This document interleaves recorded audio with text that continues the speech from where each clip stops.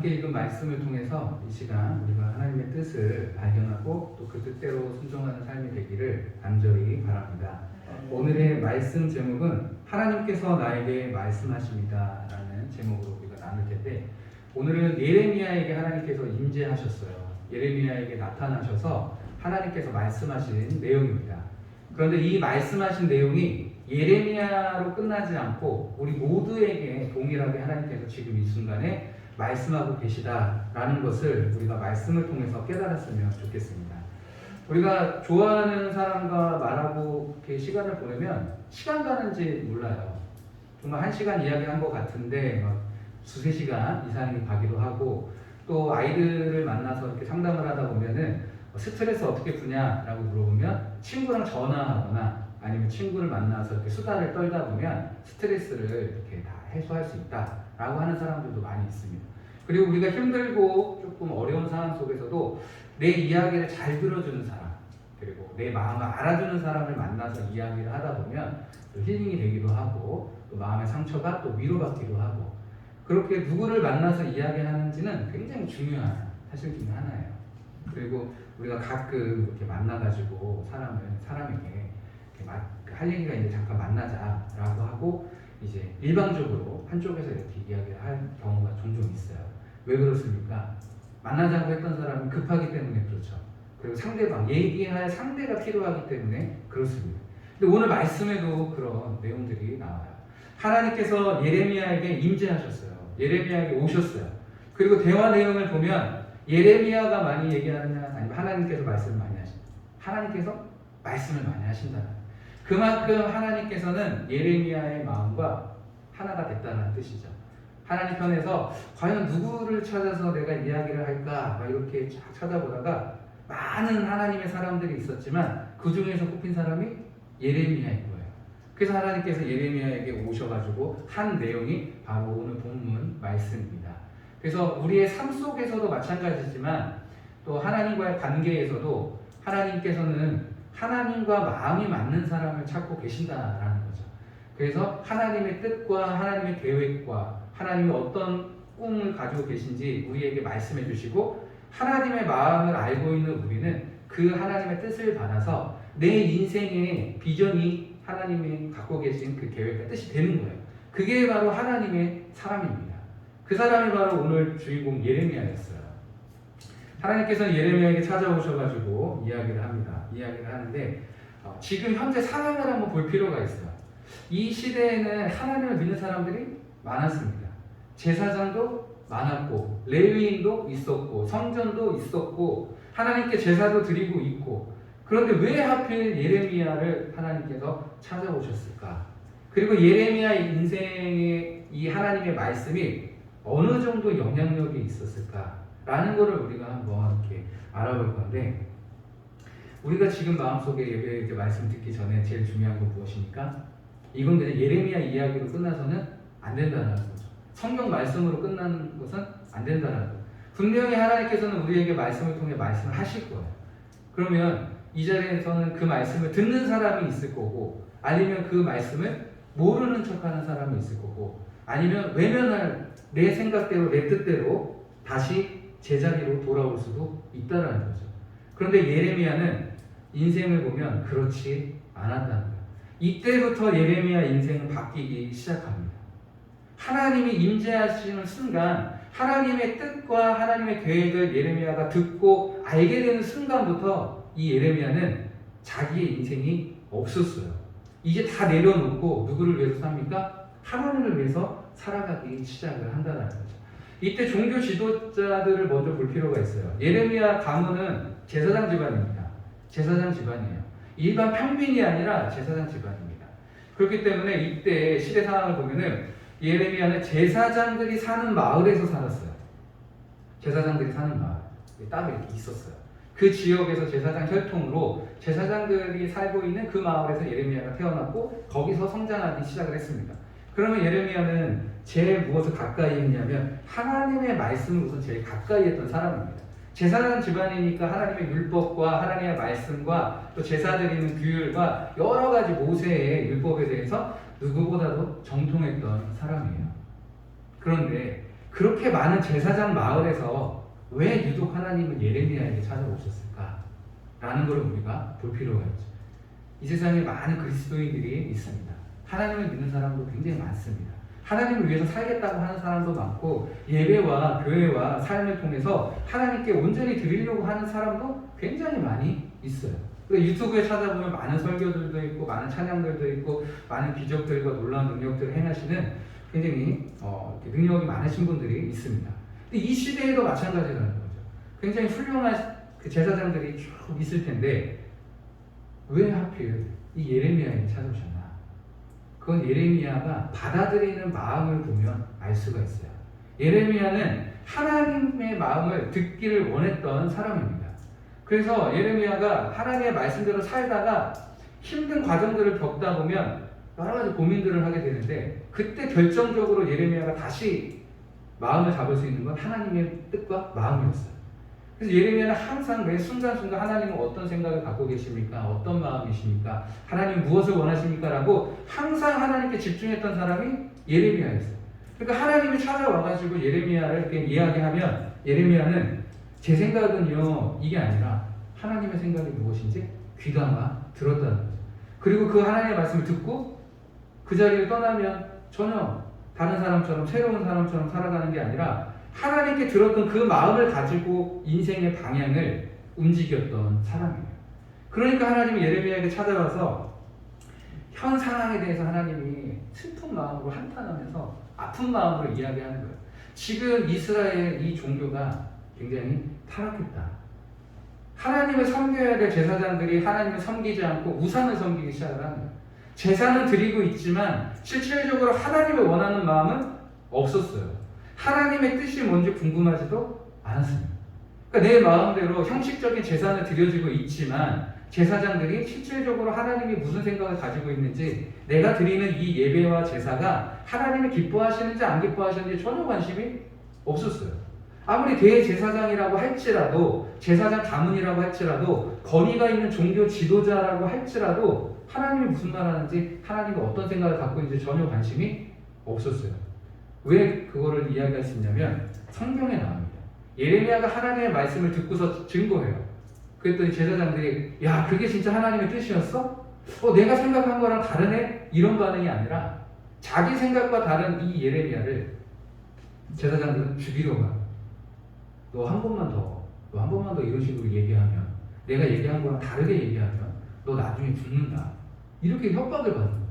종교 지도자들에게 실질적으로 하나님께 말씀을 받았던 이 예레미야가 말씀을 증거하니까, 하나님의 생각을 증거하니까 제사장들은 그거에 관심이 없는 거예요.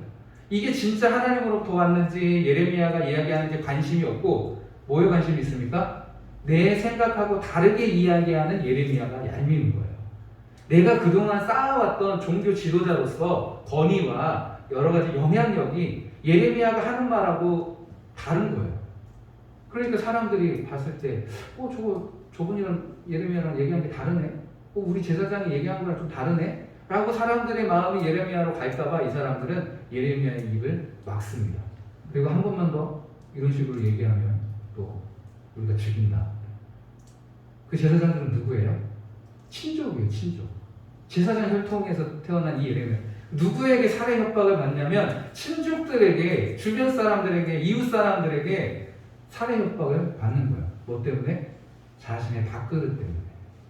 제사장들이, 종교 지도자들이 자기가 세워왔던 권력들이나 영향력이 예레미야가 하는 이야기들 때문에 혹시 빼앗기지 않을까 라는 생각에 예레미야를 잡아서 죽이려고 하고 협박하기도 하고, 다시는 너 우리 마을에 오지 마, 다시는 너 여기 와가지고 그런 거짓된 이야기 하지 마 라고 하면서 예레미야를 몰아가기 시작을 하는 거죠.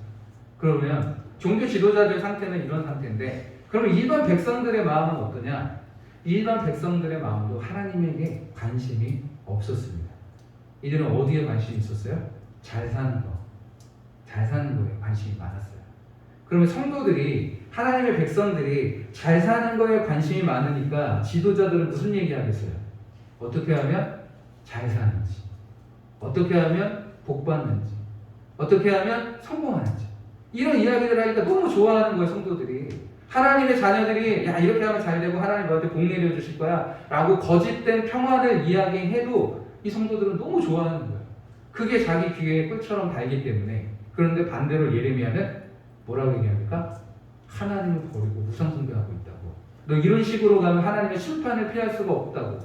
회개하고 돌아와서 다시 하나님께 온전하게 제사를 드리고 온전히 하나님을 섬기라고 예레미야가 이야기하니까 성도들도 좋아하겠어요? 좋아하지 않습니다. 종교 지도자들도 좋아하지 않고 그 나라의 백성들도 예레미야가 하는 말들을 좋아하지 않았어요. 그건 무슨 말입니까? 하나님을 좋아하지 않았다는 거예요. 하나님이 말씀하시는 소리를 듣고 싶지 않다는 거예요. 내가 예배를 드리고 제사를 드리고 하나님께 찬양을 하고 헌금을 하지만 이것은 하나님을 기쁘게 하기 위한 것이 아니라 내가 잘 살기 위해서, 좋은 말 하기 위해서. 그래서 종교 지도자들은 많은 헌금을 드리면 그 헌금한 사람에게 꿀처럼 반 이야기를 하는 거야. 하나님이 좋아하실 거고 하나님이 너의 인생에 함께 하실 거고 너 잘 되게 해주실 거야. 그 사람이 어떻게 살아가는지, 우상을 섬기는지 다신론을 섬기는지 전혀 관심이 없고 오직 그들은 이 사람들이 좋은 말, 기분 좋게 해주는 말, 거짓된 평안을 이야기하고 있는 시대가 바로 그 시대였더라고요. 그런데 예레미야는 그렇지 않았다는 거예요. 예레미야는 제사장 집안이지만 제사장 집안에서 쫓겨날 수도 있는 상황에서 누구의 말을 듣습니까? 하나님의 말씀을 듣습니다. 그러다 결국에 쫓겨나요. 예레미야가 고통당한 거 보면은 우리가 과연 이 길을 걸어갈 수 있을까라는 생각이 듭니다. 하나님의 말씀을 증거하다가 매를 맞았습니다. 예레미야 20장 2절에 보면 이에 밧스울이 선지자 예레미야를 때리고 여호와의 성전에 있는 베냐민 문 위층에 목에 씌우는 나무 고랑으로 채워 두었더니 선지자 예레미야를 때리고 가두는 거예요. 뭐 때문에?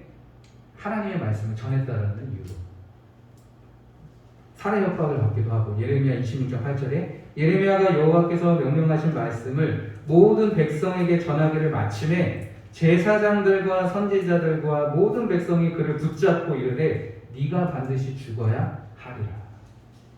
같은 제사장 혈통 안에서 하나님의 말씀이 진짜인지 가짜인지 분별하기보다는 자기들의 생각과 다른 이야기를 하고 있는 이 예레미야를 잡아서 가두고 또 다음에는 꼭 죽인다라고. 누구만 그래요? 제사장들과 선지자들과 모든 백성들이 한마음이 되어서 자기 귀에 거슬리는 이야기를 하는 예레미야를 별로 좋아하지 않았다는, 이 말은 하나님을 좋아하지 않았다는 거예요.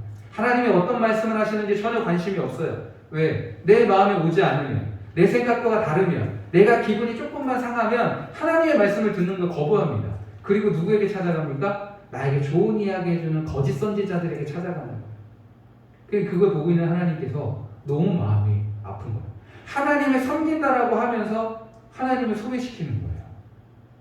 하나님을 사랑한다고 하면서 하나님을 외면하고 있는 거예요. 그러니까 그걸 보고 있는 하나님은 도대체 너희는 누구를 섬기고 있느냐라고 하나님께 얘기하시는 거죠. 심지어는 재판장 안에서도 억울하게 누명을 씌우고 반역죄로 뒤집어 쓰게 됩니다. 그리고 예레미야를 질투하고 시기했던 사람들은 암살을 시도하려고 실질적으로 예레미야 인생은 평범한 삶보다는 갇혀있는 삶이 훨씬 더 많았어요. 그의 인생을 보면은 갇혀있는 삶이 훨씬 더 많았습니다. 물탱크에 사람들이 가두기도 하고 감옥에 감금하기도 하고. 그래서 실질적으로 예레미야 말씀을 보면 예레미야가 육체적인 고통 때문에 하나님께 부르짖는 경우가 굉장히 많아요. 왜 나를 선택하고 불러가지고 내가 이렇게 힘들게 살아야 되느냐. 그냥 놔뒀으면 제사장 혈통으로 사람들에게 존중받고 인정받고 평탄한 인생을 살 수 있었을 텐데 왜 하나님 나를 불러가지고 왜 나에게 오셔가지고 이렇게 힘들게 살게 합니까? 육체적인 고통과 정신적인 고통과 많은 사람들에게 수모를 당하며 심지어는 가까이에 있는 가족들에게도 멸시당하고 외면당하고 너는 절대로 우리 동네 오지 마 라고 살해 협박까지 받았던 이 예레미야 인생을 보면 하나님처럼 예레미야도 철저하게 고립되어 있는 걸 볼 수가 있어요. 하나님의 뜻대로 살려고 하는 이 예레미야가 많은 사람들에게 인정받는 게 아니라 그 시대의 많은 사람들은 하나님을 고립한 것처럼, 하나님을 외면한 것처럼, 하나님을 모르는 척한 것처럼 예레미야를 그렇게 대했다는 거예요. 예레미야 마음이 제일 미어졌던 건 뭐냐면 이 거짓 선지자들이 사람들에게 이야기할 때 뭐라고 얘기하냐면 하나님이 말씀하시는데 이렇게 얘기를 하는 거예요. 그거를 하나님 편에서 이 예레미야가 참을 수가 없는 거예요. 분명히 거짓말인데, 분명히 하나님은 말씀하지 않았는데 사람들에게 인기 끌기 위해서, 사람들의 마음을 얻기 위해서, 많은 돈을 얻기 위해서 사람들에게 이야기합니다. 하나님께서 말씀하시는데 당신은 평안할 겁니다. 하나님께서 말씀하시는데 당신은 복받을 것입니다.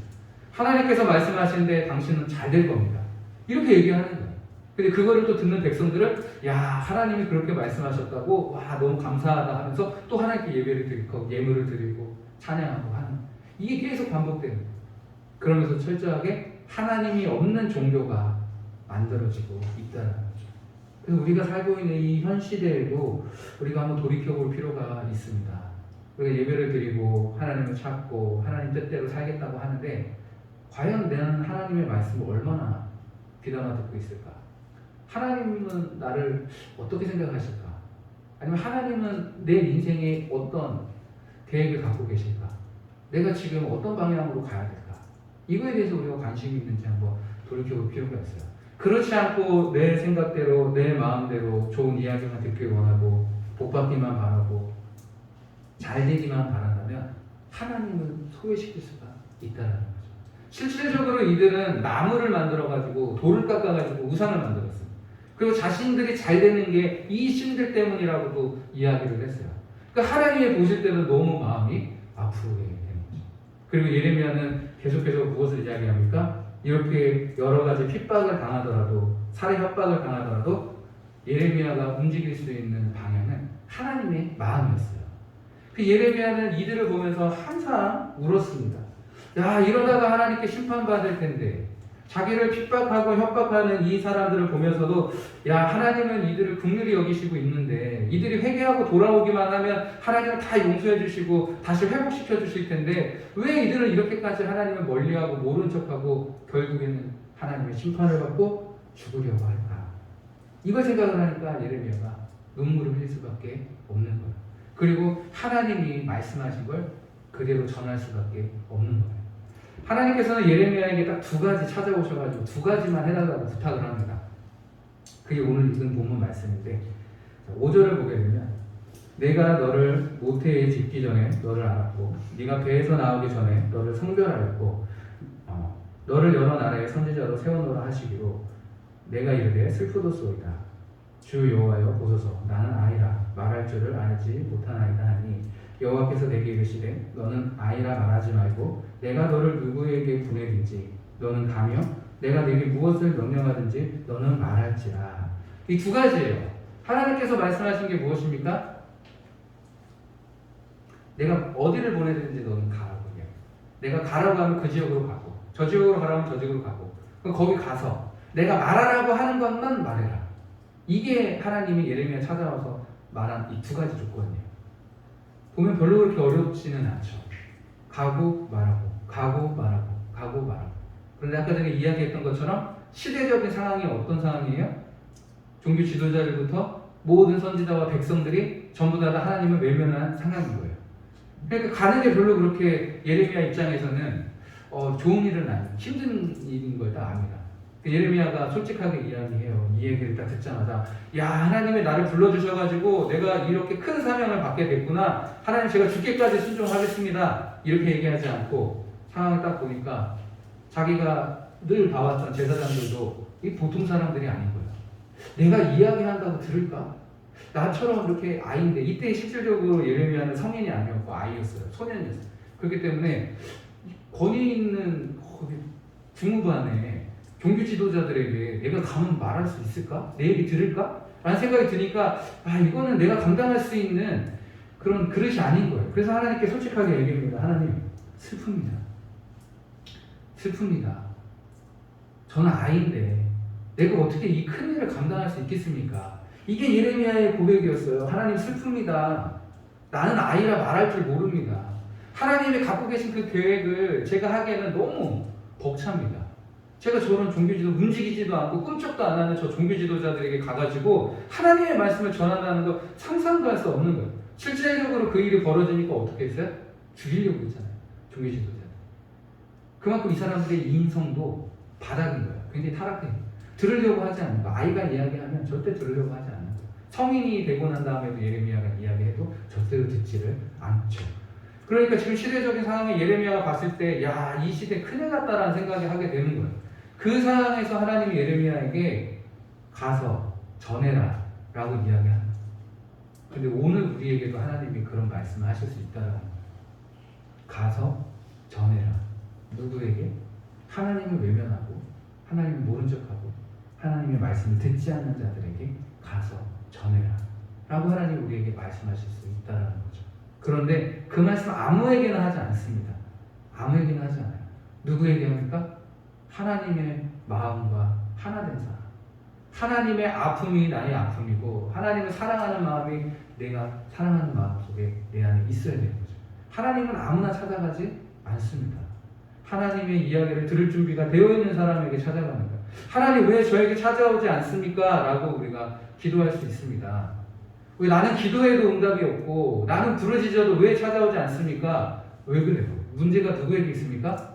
나에게 있는 거예요. 하나님이 오셔도 듣지 않고 하나님이 말씀하셔도 귀담아 듣지 않는데 하나님이 찾아오실 이유가 없는 거죠. 그래서 내가 기도해도 하나님 오시지 않는다. 그거는 내가 내 마음이 어떤지, 내 동기가 어떤지, 내 삶이 어떤지 돌아볼 필요가 있어요. 그래서 어린 아이에게 하나님께서 오셔가지고 이렇게 큰 비전과 꿈을 주셨어요. 그래서 실질적으로 예레미야는 이걸 감당하기 위해서 부단히 애를 씁니다. 감옥에도 갇히고 웅덩이에 빠지고 맞기도 하고 조롱당하기도 하고 사람들 앞에서 뺨도 맞고 여러 가지 멸시와 조롱을 받게 되는 거죠. 자, 우리가 여기서 예레미야 인생의 평가를 한번 해보면 하나님이 주신 미션을 성공했나요? 실패했나요? 예레미야가 이렇게 복음을 전하고 이렇게 목숨 걸고 복음을 전해서 사람들이 돌아왔나요? 그렇지 않아요. 끝까지 예레미야 말을 무시했습니다. 끝까지 하나님이 전한 말씀을 듣지 않았어요.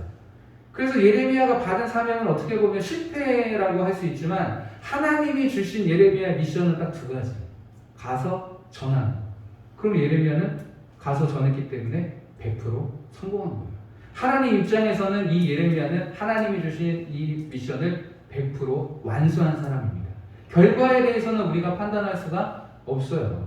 결과에 대해서는 우리가 판단할 수 없지만 하나님이 예레미야를 부르신 이유는 온전히 이룬 사람이에요. 그럼 이 예레미야는 이 땅에서 하늘의 뜻을 온전히 이룬 사람이 되는 거예요. 그럼 하늘에서 상급이 굉장히 크겠죠. 그러니까 우리는 하나님께서 우리를 세우신 목적과 그 이유를 알게 되면 우리의 인생의 방향도 그것을 이루기 위해서 살아가게 되는 것입니다. 그것이 무조건 다 영광의 길이고 복된 길이고 그런 길이 아닐 수도 있어요. 예레미야처럼 그냥 가만히 있으면 혹시 또 제사장의 그 집안에서 또 제사장을 대를 이어가지고 종교 지도자로서 예레미야가 살아갈 수 있었겠지만 예레미야는 하나님의 뜻을 알고 하나님의 마음을 알았기에 그들을 위해서 눈물을 흘리며 기도하게 되는 거죠. 그리고 예레미야는 하나님께 받은 큰 사명을 감당하게 됩니다. 예레미야가 슬프다고 이야기했어요. 그랬더니 하나님이 그 예레미야 마음을 아실까요? 모르실까요? 아시죠. 예레미야가 거부하는 이유도 알고 있죠. 저는 말을 못합니다. 솔직히 종교 지도자랑 어린아이랑 대화를 하면 누가 이기겠어요? 종교 지도자가 당연히 이기겠죠. 나는 말을 못하는. 근데 그걸 또 누가 알고 계세요? 하나님이 알고 계세요. 그러면서 하나님이 예레미야에게 이야기합니다. 야, 네가 너를 아는 것보다 내가 너를 더 잘 알아. 네가 거부하는 이유 내가 알고 있어. 내가 이야기한 거 네가 못한다라고 이야기하는 거 다 충분히 알고 있어. 그러나 하나님께서는 네가 그것도 할 거라는 걸 알고 있어요. 예레미야, 네가 네 자신을 볼 때 어리고 말도 못하는 거, 부족한 거 다 알아. 그래서 거절하는 것도 알아. 그런데 나는 네가 이것도 성공할 거라는 걸 알아.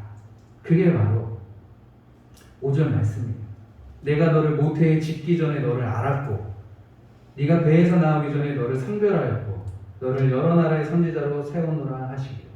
하나님이 예레미야를 선택하시고 하나님께서 예레미야를 만드셨어요. 그래서 이 예레미야가 성공할 거라는 것도 알고 있어요. 그래서 찾아오신 거예요. 하나님께서는 우리에게 찾아오실 거예요. 우리가 간절히 하나님을 찾고 구한다면.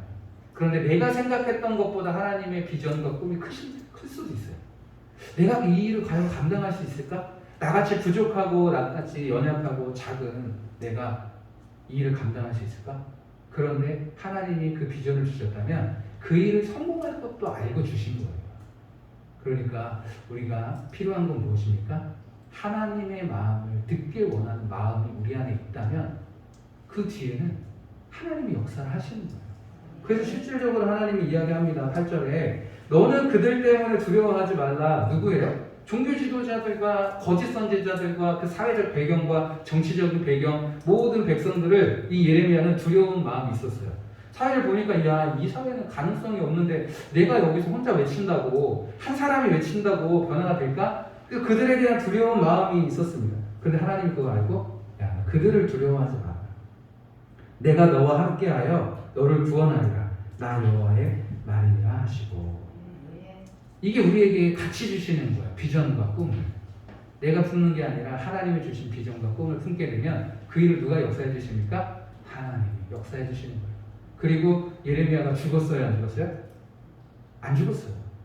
여러 가지 핍박과 고난과 환난 속에 있었지만 그 순간에 또 건져주시고 또 건져주시고 또 피할 길을 주시고 또 함께 해주시고 또 보호해 주시고 계속해서 이렇게 반복이 되면서 끝까지 하나님이 말씀하실 때까지 예레미야는 하나님의 사명을 감당하게 된다는 거죠. 그래서 혼자 하나님께서는 두지 않습니다. 힘들고 어려울 때마다 하나님이 우리에게 함께 하시는 거예요. 누구에게? 하나님의 마음을 듣길 원하고 원하는 사람, 그리고 하나님이 가라고 하면 가고 말하라고 하는 말하는 사람에게 하나님은 오늘도 하나님의 사람을 찾고 계신다는 사실을 기억하셨으면 좋겠습니다. 그래서 오늘도 하나님은 우리에게 하나님의 마음을 말하기 원해요. 더 많은 사람을 찾길 원하고 더 많은 사람과 함께하길 원하고 더 많은 사람들에게 하나님이 어떤 생각을 갖고 있는지 하나님의 꿈과 비전을 우리에게 심어주시길 원합니다. 그걸 모른 척하면 우리 손해가 되는 거죠. 하나님을 모른 척하게 되는 거예요. 그래서 하나님의 마음을 알게 된다면 우리는 어떻게 해야 됩니까? 하나님을 더 찾고 더 간절히 구해야 되겠죠. 그런 사람에게 하나님의 임재가 임하고 그런 사람에게 하나님이 걱정하지 말아라, 두려워하지 말아라, 내가 너를 구원해 줄게 라고 하나님의 은혜의 손길을 우리에게 뻗어 주신다는 사실을 기억하셨으면 좋겠습니다. 그래서 우리가 이 땅에 태어난 목적이 반드시 있어요. 그냥 내 마음대로 내 뜻대로 살지 마시고 하나님이 나를 향하신 계획과 뜻대로 사신다면 매 순간순간 하나님의 역사를 경험하실 수 있게 되실 것입니다. 그래서 오늘도 하나님의 음성을 듣는 그런 귀한 시간이 되었으면 좋겠습니다.